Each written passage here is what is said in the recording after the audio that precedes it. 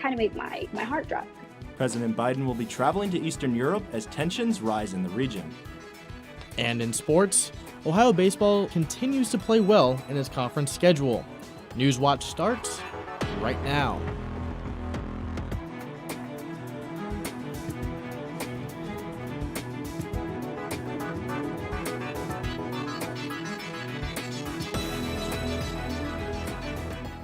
Good evening, I'm Joe Collins. And I'm Nick Veal, and welcome to Newswatch, your source for news impacting southeastern Ohio. Ohio University is investigating 2 racially derogatory incidents that happened on campus over the weekend. Freshman Naomi Hamner says she was targeted in the incident. Hamner says her resident advisor in Sergeant Hall told everyone in a floor group chat about a trash bag with a racist note on it. Yeah, it was kind of a scary moment. I can't lie, because I've never dealt with anything like this before. And quite honestly, I didn't think I would have to deal with something like this, although I am a person that is Black and of color. And I know that it exists out there. I still, it didn't register that I could still possibly have this kind of situation. So after figuring out that it was meant for me and it was targeted towards me, kind of made my heart drop, because I'm like, wow, people really think about this of me. Although, and like I said, I've never talked to any of the girls on the floor, and I don't have any interactions with them at all. So it was kind of out of the blue, quite honestly, and it kind of hurt. And after I felt that kind of fear in me, it began to change into anger. And I was like, wow, I need to do something about this, because it's not okay. It's not appropriate. It should never be done. We could have lived in peace. I would have never known that they were racist if they didn't say anything. The university urges students who have been affected to reach out to counseling and psychological services at 740-593-1616. Again, that is 740-593-1616. An employee should call 1-800-227-6007. Again, that is 1-800-227-6007. Now, if you drive on Route 33 here in Athens County, you've probably seen a sign that says Safety Corridor. This section on the highway is meant to make people think twice before driving distracted. Newswatch reporter Andre Norrells tells us more about the corridors and their effectiveness. Those pulled over in a safety corridor, like this one in Athens County, for violations like speeding, could face higher penalties, says Ohio State Highway Patrol Sergeant Bryson Iheiser. There's an additional $100 enhancement that can happen if you are distracted when that violation occurs. The Ohio Department of Transportation and Ohio Highway Patrol partner together to help reduce distracted driving. ODOT Public Information Officer Ashley Rittenhouse says one of the reasons for these corridors is to prevent crashes. If we can even save one life by a driver seeing those signs and thinking twice about what they're doing behind the wheel, then it's most definitely worth it. Since this sign was placed in Athens County on Route 33, data shows that there have been changes. We've actually seen an overall reduction in the total number of crashes as well as the number of injury and fatal crashes. The Athens corridor was established last September. During the final quarter of last year, there were 6 less crashes in the corridor compared to the same time period of 2020. Fatal crashes went down by 3, while distracted driving violations went up by 5. There are about a dozen safety corridors in Ohio, the first being established in Youngstown back in 2018. We saw a 30% reduction in crashes where that corridor was established, and we've continued to see success with them since that time. Iheiser believes numbers can continue to go down if drivers drive attentively. Just make sure that you are paying attention to the road, because ultimately that's what's going to prepare you for the unforeseen. For Newswatch, I'm Andre Norrells in Athens County. A safety corridor was put in Gallaudet County in December of 2020, but crashes and fatal injuries have increased in that area. Iheiser says that the patrol is working to see how effective that particular corridor is over time. To get more information about the safety corridors in Ohio and to see where they are, go to distractivedrivingdashboard.ohio.gov.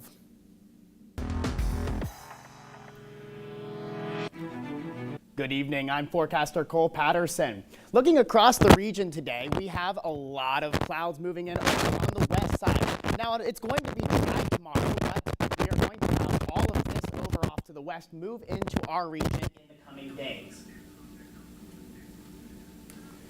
Looking across the region, more specifically to where we are, it is pretty uneventful as you can see. So dry conditions, those will carry into tomorrow morning and throughout the day, just as they will remain the same tonight. However, we will have rain that we saw out in the west moving into the region on Wednesday. Right now, it is a nice 71 degrees, nice and warm. It is 71 fair. We have a humidity of 23%, no wind chill though, a dew point of 30.7. And that is, it's going to remain consistent throughout the night. And looking across the region with some of our temperatures, we have 70 down in Charleston, 70 in Huntington, and up to the north a little bit, it is also 70 in Columbus and 68 Springfield. To kick off Severe Weather Awareness Week, lead forecaster Aaron Ashley has more on watches and warnings. Thank you, Cole. When severe weather approaches, it's important to know what is coming and how to prepare. The National Weather Service issues watches, advisories, and warnings to notify people about incoming severe weather. Such conditions can include high winds, flooding, thunderstorms, tornadoes, and even hurricanes. A watch is issued when there is an increased risk of severe weather, but its location and timing is uncertain. Areas under severe weather watches should prepare to take shelter. An area would see an advisory when hazardous weather is occurring or likely to occur. While these are less serious than warnings, areas under severe weather advisories should take caution and stay notified of the passing storm. A warning is issued when weather conditions are a threat to life and property. Take shelter immediately. Stay notified of severe weather events by turning on public safety alerts on your smartphone, electronic device, or radio station. Back to you, Joe. You like pickles? Well, after a 2-year hiatus, Bagel Street Deli's annual Pickle Fest returned this weekend. It was nothing short of delightful. Madison Moore has more. You're gonna eat in 3, 2, 1. And with that, Pickle Fest is officially back for 2022. Bagel Street Deli's annual spring tradition has been going strong since 1999, but the global pandemic put organizers and participants alike in a bit of a pickle. I participated in this event because I was supposed to my freshman year, but sadly COVID pushed it off, so we haven't been able to do it for the past 2 years. Annie Spees finished her round with 9 pickles under her belt. 60 people took part in this year's contest. It consisted of 4 rounds. Whoever eats the most pickles under 10 minutes is the winner. It was awesome though. It's absurd and gross and it's just blast. The prize for eating all those pickles, getting to create their own sandwich with the possibility of it staying on the permanent menu. Bagel Street Deli co-owner Lenny Meyer says the deli will also match all the entry fee money and give it to a charity of the winner's choice. Reporting for Newswatch in Athens, I'm Madison Moore. Now this year's contest ended in a 3-way tie. Bagel Street Deli's Instagram says the 3 will compete in an ultimate tiebreaker sometime soon. Seems like this race is caught in a pickle. President Biden is traveling to Eastern Europe this week as tensions continue to rise in the region. Governor DeWine signed a controversial gun bill which will soon take effect. That more when Newswatch returns.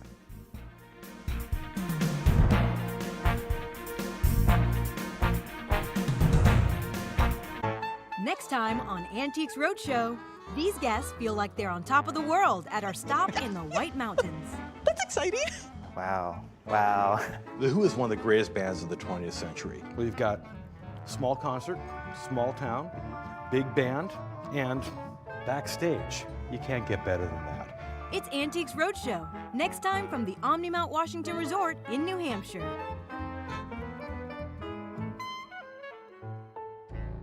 He's back. Come on. Yeah, isn't this amazing? Wait, what? Dr. Henry Louis Gates returns. No way. Everybody has a story. With more new episodes. It's daunting. That's beautiful. It's too much. Too much. New guests. It's amazing. Let's spot. I have no words. And newfound family. These are your people, man. He just took me through a soap opera. He looks like my kid. Yeah, he does, doesn't he? Finding your roots.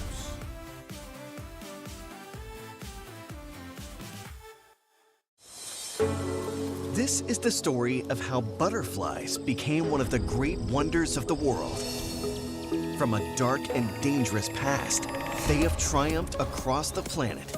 Masters of deception and seduction, they're indispensable to much of life on Earth. How did these delicate but enduring heroes come to be?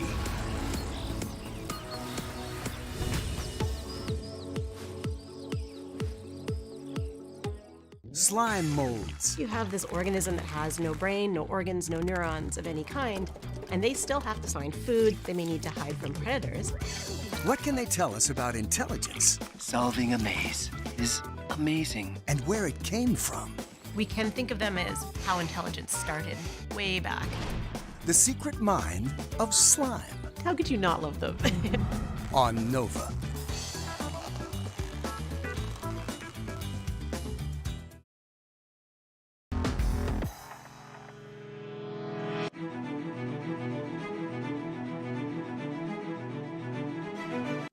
Welcome back. Last week, Ohio Governor Mike DeWine signed a controversial gun bill into law. Lexi Lepoff has the latest on how local residents and city officials are responding. It frightens me, to be quite honest. Jim Salzman, a board member of Hilltop Gun Club, is just one example of Second Amendment activists who think Ohio's new gun legislation goes too far. The fact that somebody can just go out and buy a gun and they get to carry it around and nobody knows whether they have it or not, it frightens me. Ohio Governor Mike DeWine signed the bill into a law last week that allows Ohioans to carry concealed guns without a permit, which eliminates mandatory training and background checks. Ohio is the 23rd state to allow permitless concealed carry. Salzman and Hilltop say they believe proper training in gun safety is essential. If you don't train, you have a greater likelihood, I think, of finding yourself in a situation where you make a mistake and somebody gets hurt. Salzman said he went through many hours of training before he felt comfortable carrying and could not imagine having no training at all. I was not happy when the training went down from 12 hours to 8 hours. Again, you spend more time learning how to drive a car than that. The new legislation also removes the requirement for citizens to inform police officers they are carrying unless specifically asked. Athens City Chief of Police Tom Pyle, who has been with the APD for 33 years, was amongst police officers who lobbied to maintain the duty to disclose. I'm disappointed because I think it has the potential to be an officer safety issue. Salzman also expressed his personal opinion on the matter. For a legislature that talks about how pro-police they are, to be able to do something like this, amid the outcry from them, I think is unconscionable. The new law is set to go into effect starting June 12th. For Newswatch, I'm Lexi Lepoff in Athens. The city of Mariupol is refusing to surrender today, even after the bombing of a building labeled in huge letters, "Children." With Europe on edge, President Joe Biden is holding talks today with European leaders and later this week will travel to Brussels and Poland. Amy Keeley has more on the White House support in Eastern Europe. Убивали всех людей. Это сволочи, это гады, блядь, паразиты. Russian President Vladimir Putin seems undeterred by increasing civilian casualties in Ukraine. This is really disgusting. This week, the White House is expanding its efforts to help. President Joe Biden is holding a call with European leaders this morning. Then he's talking with American CEOs about the war. On Wednesday, he travels to Europe for an emergency NATO summit. He'll visit Warsaw, Poland Friday for talks with that country's president about Russia's war in Ukraine.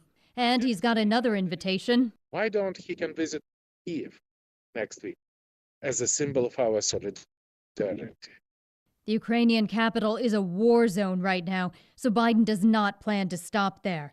Senate Minority Leader Mitch McConnell has his own ideas of what he'd like in the president's agenda. What I'd like to see the president do is to reassure our Eastern Bloc allies.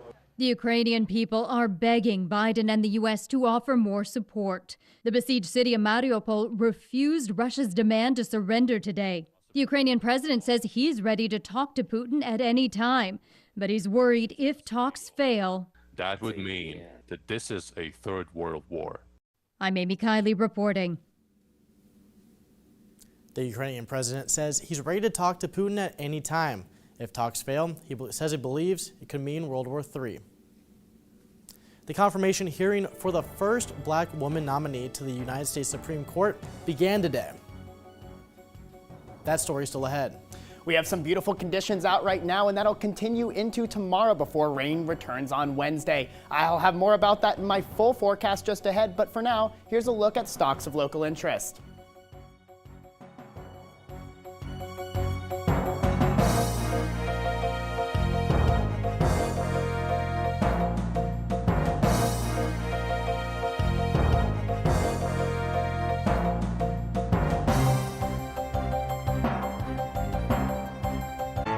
Next time on Antiques Roadshow, these guests feel like they're on top of the world at our stop in the White Mountains. That's exciting. Wow. Wow. The Who is one of the greatest bands of the 20th century. We've got small concert, small town, big band, and backstage. You can't get better than that. It's Antiques Roadshow, next time from the Omni Mount Washington Resort in New Hampshire.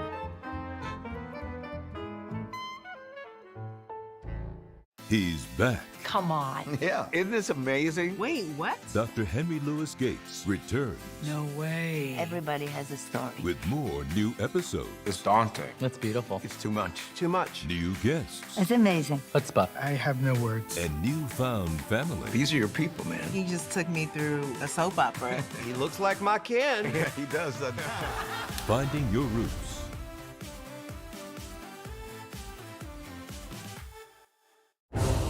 Inside the court of Henry VIII, He was brutal, he was ruthless. the virtue of ambition, You had to demonstrate that you were useful to the king. the art of seduction, She wanted to be queen. and the conviction of faith He believed it was God's will. only goes so far when a tyrant reigns. Inside the court of Henry VIII.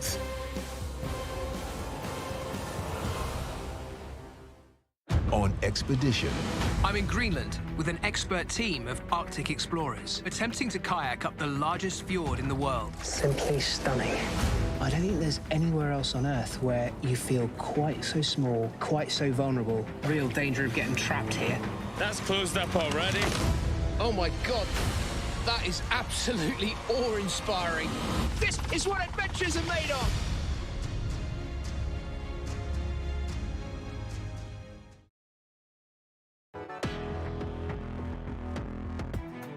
Welcome back. I'm forecaster Cole Patterson. Right now we have some beautiful conditions out. It's mostly sunny and it's 71, but it's going to drop down to a low of 44 tonight. So although a little bit chilly, nothing too bad. Taking a look at our region right now, it is very uneventful. Not a cloud in the sky, and it's going to remain like that throughout the night. So some nice mild conditions if you're looking to get outside tonight.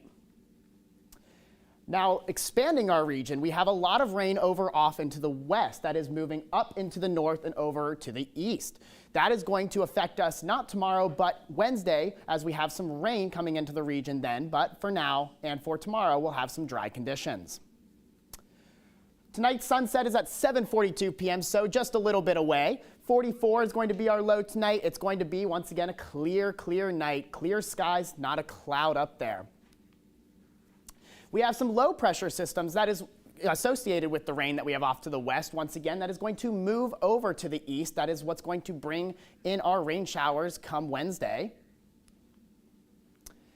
And 65 is what we're looking at tomorrow, a 20% chance of rain with the low of 51. So although there's a slight chance of rain, it's still going to be a very nice and overall dry day with some very mild temperatures and a great way to, or a great day to get outside and take advantage of everything there is to do here in Athens. We have some low pressure systems tomorrow night. Once again, they are a lot closer to us, so that is when we're going to start to see the rain move in with that 20% chance really coming in tomorrow night and as we get into Wednesday morning as well.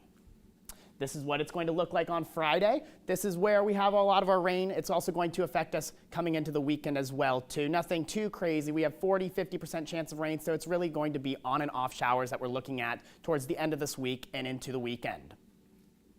Tuesday, Wednesday, Thursday, though we have showers possible on Tuesday tomorrow, it is once again Wednesday with that 90% chance of rain. However, very nice with 71 degrees, so at least it's not cold rain.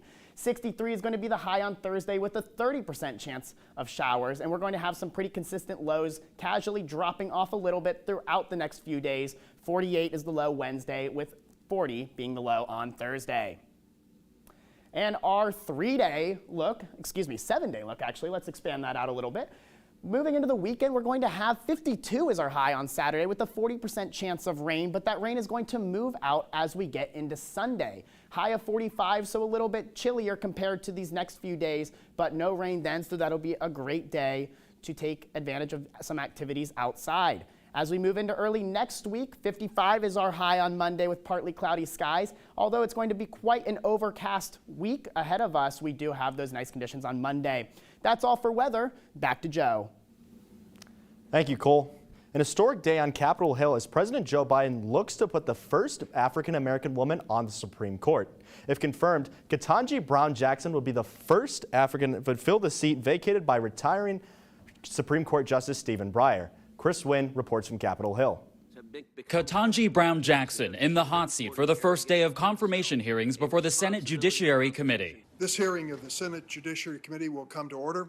If confirmed, she'll become the first black woman to serve on our nation's highest court. You are living witness to the fact that in America, all is possible. Monday, offering a chance for President Joe Biden's Supreme Court pick to introduce herself to the panel, and an opportunity for all 22 members of the committee to deliver opening statements. Her nomination, pending a confirmation by the Senate, will bring us one step closer to having a Supreme Court that is more reflective of our nation. I am hoping that we can have a hearing that's respectful, that's informative, that's challenging. The real test will come Tuesday when questioning begins. Jackson is no stranger to the process, though. As a federal judge, this is her 4th time sitting before the committee. Democrats praising her extensive experience on the bench. If you were confirmed, you would be the first ever federal public defender to sit on the court.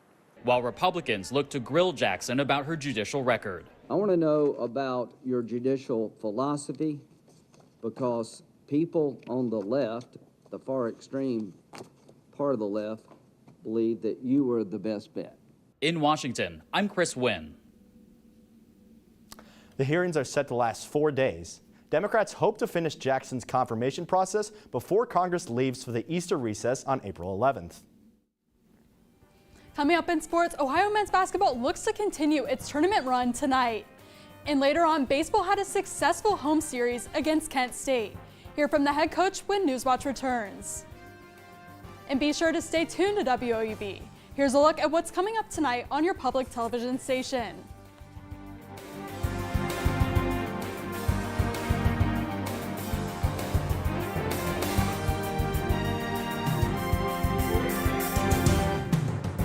On expedition. I'm in Greenland with an expert team of Arctic explorers, attempting to kayak up the largest fjord in the world. Simply stunning. I don't think there's anywhere else on Earth where you feel quite so small, quite so vulnerable. Real danger of getting trapped here. That's closed up already. Oh my God, that is absolutely awe-inspiring. This is what adventures are made of.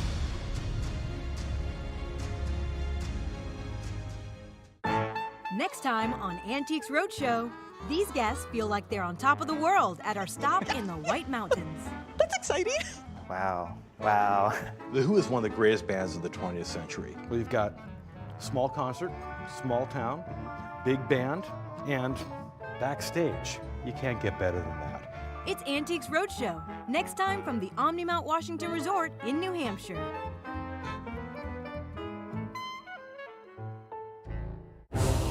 Inside the court of Henry VIII. He was brutal, he was ruthless.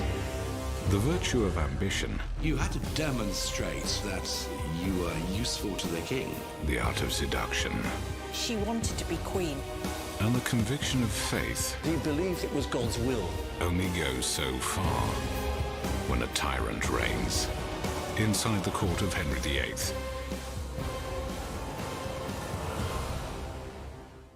Slime molds. You have this organism that has no brain, no organs, no neurons of any kind, and they still have to find food. They may need to hide from predators.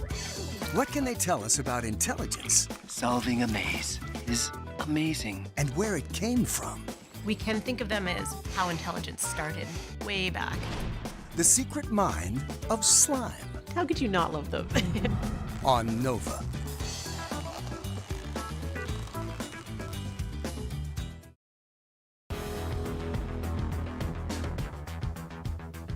Ohio men's basketball continues its run in the College Basketball Invitational Tournament tonight. Third-ranked Ohio faces off against sixth-ranked Abilene Christian tonight in the second round of the CBI. This is the first ever meeting between these two programs. Abilene Christian enters the game with a 24-10 record out of the Western Athletic Conference. The Bobcats got a 65-64 victory over Rice Saturday night thanks to a layup at the buzzer from point guard Mark Sears. Despite the big shot at the end, Sears only totaled 8 points on the night, which is unusual for him. They'll certainly need his offense against the Wildcats tonight. Tip-off is scheduled for 8:30 from Daytona Beach. If Ohio wins, it advances to the semifinals to play either Middle Tennessee State or Boston University tomorrow night. Ohio baseball is off to a good start in MAC play.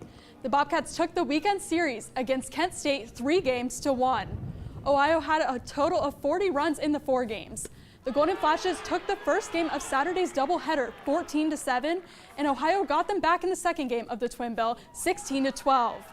The Bats stayed alive for Ohio yesterday. The Bobcats trailed 6-0 early in the game, but A.J. Roush hit a go-ahead home run to put Ohio up for good, walking away with 8-7 victory.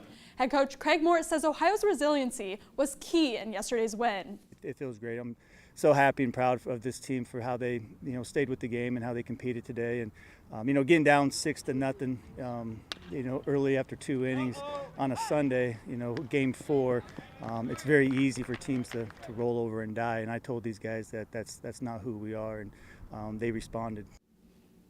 Ohio travels to Bowling Green this weekend for a series with the Falcons.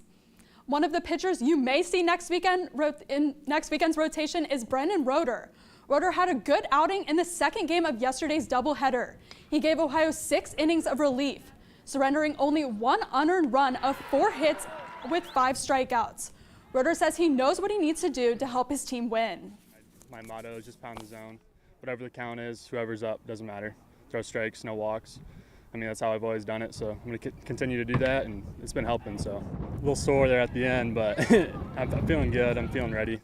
Whatever I got to do to help my team win. Ohio softball hopes to get back on track after a weekend series loss in New York State. Ohio opened MAC play at Buffalo with a doubleheader Friday. The Bobcats bats put up more hits in Game 1, but fell 4-3. Ohio rallied in Game 2, but the Bulls mounted a comeback for a 3-2 win. Ohio salvaged the third game Saturday, dominating the series finale 10-2. All 10 runs for Ohio were brought in on 13 hits. 3 of those came from senior infielder Caroline Spacek, one of which was a home run. She also drove 4 runs in throughout the game. Ohio has an overall record of 7-14 and is 1-2 in MAC play with this series in the books. Ohio's next game is a big one tomorrow night against Ohio State. The game was moved up to 6 p.m. tomorrow because of an incoming storm for the original Wednesday night game. I'm Maria Manessi, and that's it for sports. Back to Cole with a final look at your weather. Thanks, Maria. Although we will have some storms Wednesday night, tonight it is going to look very nice with a low of 44 and some clear conditions, although the clouds will move in as we get later into the night. And just for tomorrow, we'll have a high of 65 with a slight chance of showers, 20% to be precise, and a low of 51, so it'll be a very, very nice day out. That's all for weather tonight. Now back to the desk. And that's going to do it for our broadcast this evening. Thanks for watching. I'm Joe Collins. And I'm Nick Veland. Stay tuned for the PBS NewsHour coming up next. And remember, you can find the latest news anytime at WOUB.org. Have a great night.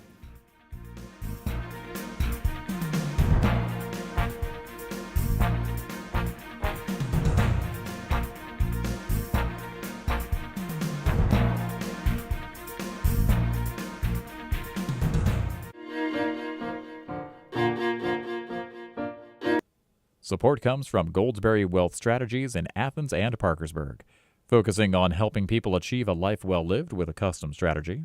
Information at goldsberrywealth.com. Raymond James Financial Services Incorporated, member FINRA, SIPC. Support comes from Explore Hocking Hills, featuring the serenity of Ohio's Hocking Hills soft season, highlighting frozen waterfalls and ice beards covering cave walls. Personal cabins allow